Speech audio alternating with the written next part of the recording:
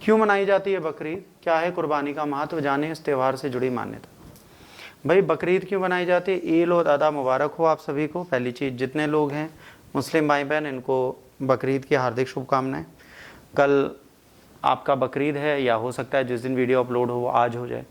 तो बकरीद मनाया क्यों जाता है, 17 जून 2024 को मनाया जाएगा। सबसे पवित्र त्यौहार है। इस्लाम साल भर में 2 ईद बनाई जाती है, एक मीठी ईद और दूसरी बकरीद।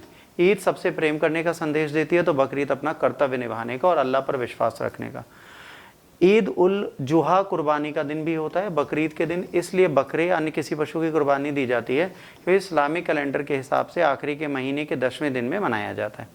इस्लामिक स्कॉलर हैं एक मोहम्मद उमेर खान, बताते हैं धू अल हिजाज, जो इस्लामिक कैलेंडर का आखिरी महीना होता है, उसके 8वें दिन हज शुरू होकर 13वें दिन ख़त्म होता है। ईद उल अराज यानी बकरीद, इसके बीच इस्लामिक महीने में 10 तारीख को मनाया जाता है। अंग्रेजी कैलेंडर के हिसाब से तारीख हर साल में बदलती रहती है, क्योंकि चांद पर आधारित इस्लामिक कैलेंडर अंग्रेजी कैलेंडर से 11 दिन छोटा होता है। जैसे एग्जाम में पूछा जाए कितना छोटा है बच्चों, 11 दिन।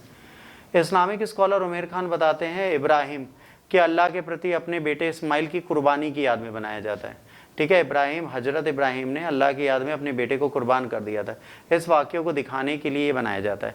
अल्लाह में सबसे ज़्यादा विश्वास करते थे, उसे दिखाने के लिए अपने बेटे इस्माइल की कुर्बानी दे दी थी। जैसे उन्होंने ऐसा करने के लिए तलवार उठाई, तभी अल्लाह के हुक्म से उन्होंने अपने बेटे के बजाय एक दुम्बा, भेड़ जैसी प्रजाति वहाँ पर आ गई और उनके कुर्बान करने के लिए कहा। आज इसी आधार पर जानवर की कुर्बानी दी जाती है।